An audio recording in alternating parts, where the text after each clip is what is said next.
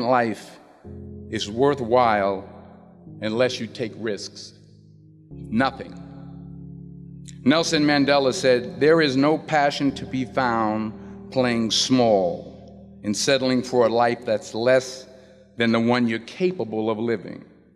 Now, I'm sure in your experiences in school and applying to college and picking your major and deciding what you want to do with life, I'm sure people have told you to make sure you have something to fall back on. Make sure you got something to fall back on, honey. But I never understood that concept, having something to fall back on. If I'm going to fall, I don't want to fall back on anything except my faith. I want to fall forward. I figure at least this way I'll see what I'm going to hit. Fall forward. This is what I mean. Reggie Jackson struck out 2,600 times in his career, the most in the history of baseball. But you don't hear about the strikeouts. People remember the home runs. Fall forward. Thomas Edison conducted 1,000 failed experiments. Did you know that? I didn't know that. Because the 1,001st was the light bulb. Fall forward. Every failed experiment is one step closer to success. You've got to take risks, and I'm sure you've probably heard that before, but I want to talk to you about why that's so important. Fail big. You will fail at some point in your life. Accept it.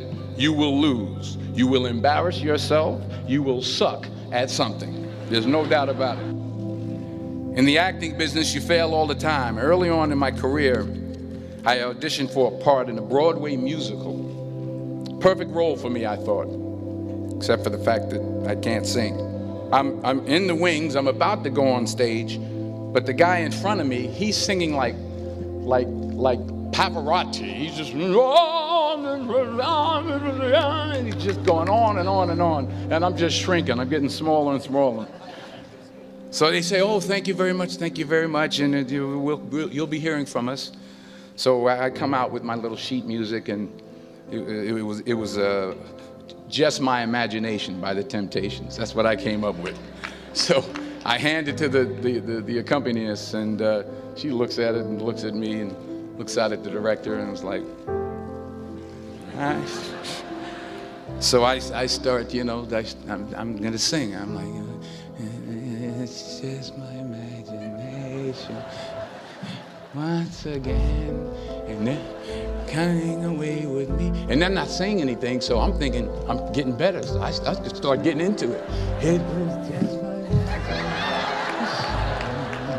running. This, oh yeah, thank you very much, Mr. Washington. Thank you. So I assumed I didn't get the job. But the next part of the audition, he called me back. The next part of the audition is the acting part of the audition. So I'm like, hey, okay, maybe I can't sing, but I know I can act. So they pair me with this guy, and again, I didn't know about musical theater. And musical theater is big, so they can reach everyone all the way in the back of the stadium. And I'm more from a realistic, naturalistic kind of acting where you actually talk to the person next to you. So I don't know what my line was. My line was, well, hand me the cup. And his line was, well, I will hand you the cup, my dear. The cup will be there to be handed to you. I didn't get the job. But here's the thing. I didn't quit. I didn't fall back. I walked out of there to prepare for the next audition, and the next audition, and the next audition. I prayed. I prayed, and I prayed. But I continued to fail, and fail, and fail. But it didn't matter, because you know what? There's an old saying, you hang around the barbershop long enough, sooner or later you're gonna get a haircut. So you will catch a break, and I did catch a break. If you don't fail, you're not even trying. I'll say it again. If you don't fail, you're not even trying. My wife told me this great expression. To get something you never had, you have to do something you never did. Les Brown's a motivational speaker. He made an analogy about this. He says, imagine you're on your deathbed, and standing around your deathbed are the ghosts representing your unfulfilled potential. The ghost of the ideas you never acted on. The ghost of the talents you didn't use. And they're standing around your bed, angry, disappointed, and upset. They say, we came to you because you could have brought us to life, they say. And now we have to go to the grave together. So I ask you today, how many ghosts are going to be around your bed when your time comes? Don't be afraid to fail. There's an old IQ test, was 9 dots. And you had to draw 5 lines with a pencil within these 9 dots without lifting the pencil. The only way to do it was to go outside the box. So don't be afraid to go outside the box. Don't be afraid to think outside the box. Don't be afraid to fail big, to dream big. But remember, dreams without goals are just dreams, and they ultimately fuel disappointment. So have dreams, but have goals. Life goals, yearly goals, monthly goals, daily goals. Don't confuse movement with progress. Remember, just because you're doing a lot more doesn't mean you're getting a lot more done. In order to achieve your goals, you must apply discipline, which you have already done, and consistency every day, not just on Tuesday and miss a few days. You have to work at it every day. You have to plan every day. You've heard the saying, we don't plan to fail, we fail to plan. Hard work works. Working really hard is what successful people do. The one thing I'm the most happy about in terms of my career is the fact that I got there with the grace of God, first of all, but short of that, I got there just by working hard, not partying with the right people, not compromising myself in any way or cutting any kind of deals, just by working hard, just by plugging along, sawing wood, as I like to call it.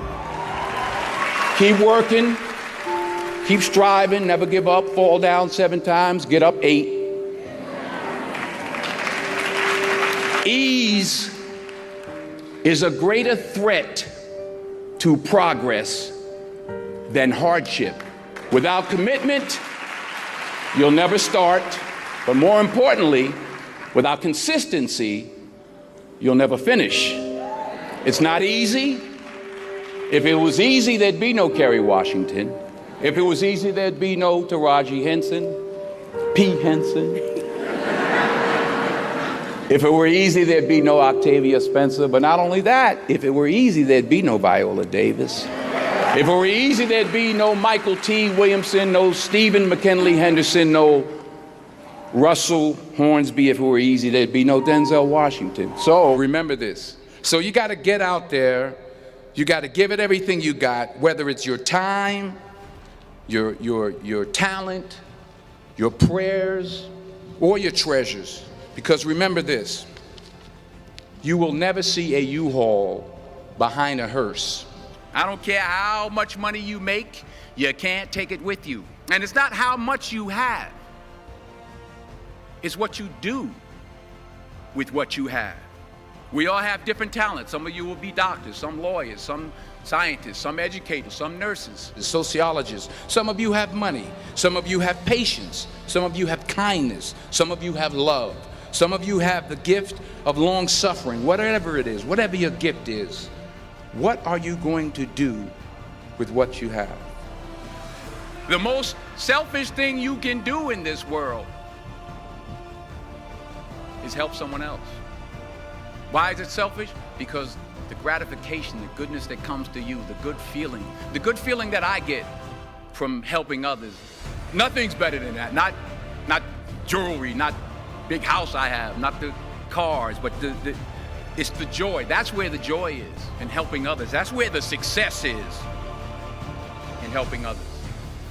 All right, now here's my last point about failure. Fail big. That's right. Sometimes it's the best way to figure out where you're going. Your life will never be a straight path. Fail big. Today's the beginning of the rest of your life, and it can be very frightening.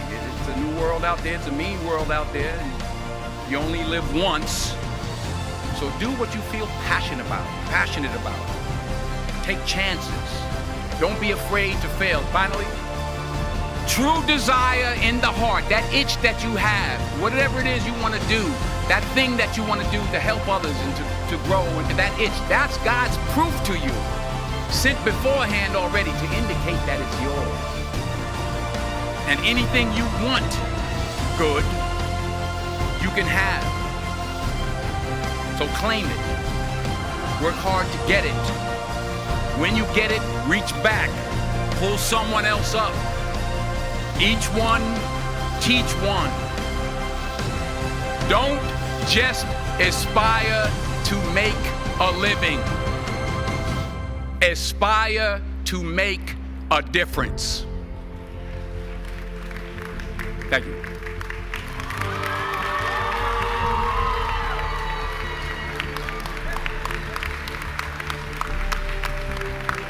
You will go through things, and while you're going through them, you can't understand why it's happening to you. But after you go through it, and you get back and you look at it and you say, oh, now I understand why I needed that lesson.